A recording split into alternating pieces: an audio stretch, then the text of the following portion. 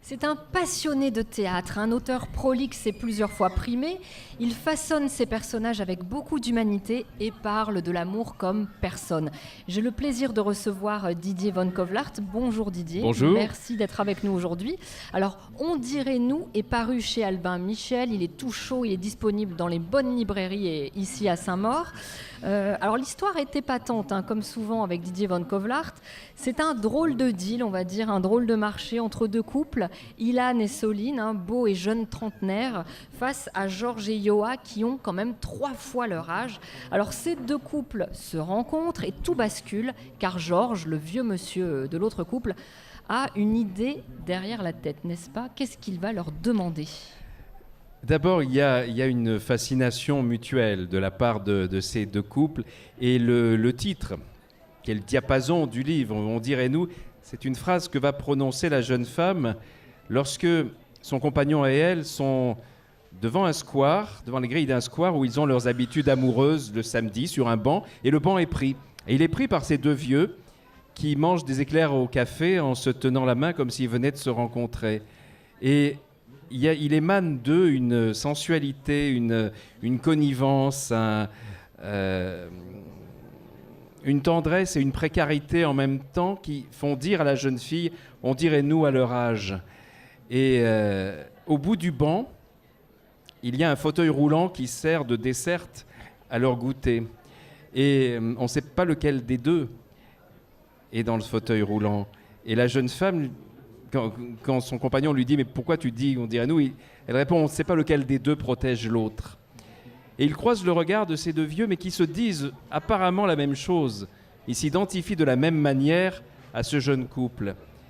Mais on va se rendre compte que ça fait un moment qu'ils les ont repérés et qu'ils les suivent, qu'ils ne sont pas là vraiment par hasard, car comme vous le disiez, le vieux monsieur a une requête assez particulière à faire à ce jeune couple. Il va y aller progressivement, en commençant d'abord par créer des liens entre eux, en les rencontrant à la boulangerie, en disant au jeune homme, vous savez, ma femme trouve votre compagne absolument exquise, pour nous vous êtes le couple idéal. Et le jeune homme se dit, c'est quoi, ils me font un plan échangiste ou quoi? Bon, non, c'est pas le profil, c'est pas le propos, sauf qu'un jour le vieux monsieur lui dit, j'ai une proposition indécente à vous faire, est-ce que vous accepteriez d'être les prochains parents de ma femme? Alors il dit, j'ai du mal à comprendre. Mais non, il a très bien compris. Sa femme est une indienne d'Alaska, une Tlingit. Et dans cette tribu indienne, et ça je ne l'ai pas inventé, non seulement ils croient en la réincarnation, mais ils la préparent de leur vivant. C'est-à-dire qu'ils choisissent leur prochaine famille. Ils choisissent la jeune femme dans laquelle ils espèrent revenir au monde. Ils font donc des castings, une espèce d'entretien d'embauche. Et là, c'est ce jeune couple qui a été choisi. Parce que la vieille dame a une maladie dégénérative. Ils savent d'un moment à l'autre, elle va mourir. Et ils ont choisi ce jeune couple. Alors, évidemment, passé la première surprise, la première incrédulité, le vieux monsieur dit, écoutez, moi, j'ai beau être amoureux fou de ma femme et de sa culture, j'ai du mal à y croire, je ne crois pas en la réincarnation, mais je veux qu'elle meure comme on meurt dans son peuple, c'est-à-dire en faisant son déménagement, en préparant un déménagement au lieu de faire ses adieux. Mais la vieille dame elle-même dira à la jeune femme, ça ne peut pas marcher, jamais un Indien de ma tribu ne s'est réincarné en dehors de son clan, mais je veux que mon mari y croie pour lui donner une raison de survivre quand je ne serai plus là. Et ce sera vous sa raison de survivre. Voilà la situation qui va unir ces deux couples, et on imagine ce qui risque de se passer lorsque la vieille dame va mourir.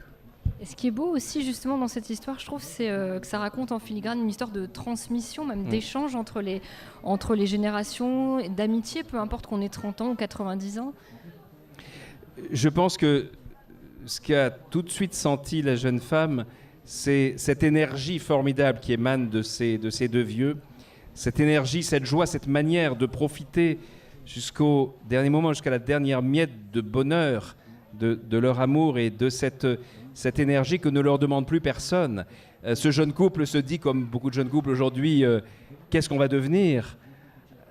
Et les vieux, eux, se disent comment on va finir, alors qu'eux, ils ont les moyens financiers, les moyens d'énergie de faire le bonheur de quelqu'un d'autre, de transmettre, mais personne ne leur demande. Et ce jeune couple-là qui a des rêves en friche, qui a des rêves qu'ils n'osent pas, qui n'arrivent pas à imposer à la réalité, vont avoir le moyen de le faire grâce à ces deux vieux. Et ce qui peut ressembler un petit peu aussi à une machination, à une